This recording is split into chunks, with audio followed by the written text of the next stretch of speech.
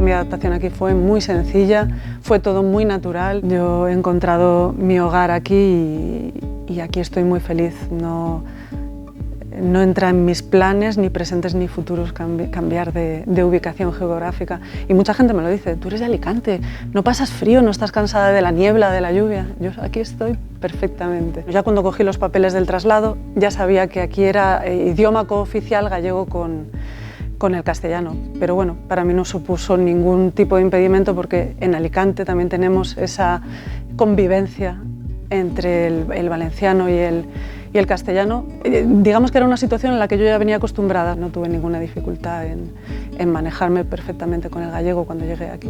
Tienes que realizar gestiones, ¿no? Y te encuentras la gente que te intenta ayudar, todo el mundo te intentaba ayudar, pues si no entendías algunos términos en gallego te los traducían con facilidad. Cuando la gente se enteraba de que yo era de Alicante, enseguida cambiaban y dejaban de hablar gallego para hablar castellano. Yo les decía: no, que te entiendo perfectamente. Sí que es cierto que hay pequeños términos, pues es imposible que entenderlos nada más llegas.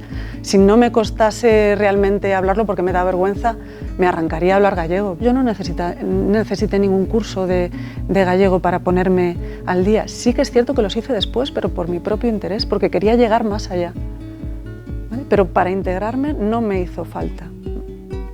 Puede haber dos estrategias. Una es esperar a ver cómo te va llevando el día a día, a ver si eres capaz de entenderlo, de manejarte en la vida, o puedes ya directamente pues coger el toro por los cuernos y decir: no, bueno, pues voy a ponerme a estudiar gallego, con cursos y demás. Yo creo que esas dos estrategias para abordar la aclimatación aquí va a depender siempre de la persona.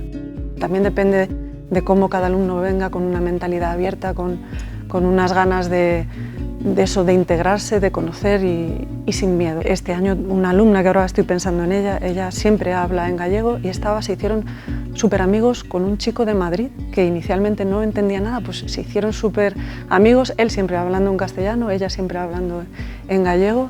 Ella durante las prácticas hacía sus preguntas en gallego y había veces que alguien saltaba y decía: ¿qué estás preguntando? Que no te entiendo. Y ella rápidamente le explicaba. Yo la percepción que tengo es de compañerismo y de que el idioma no separa, sino que incluso ayuda a crear grupos.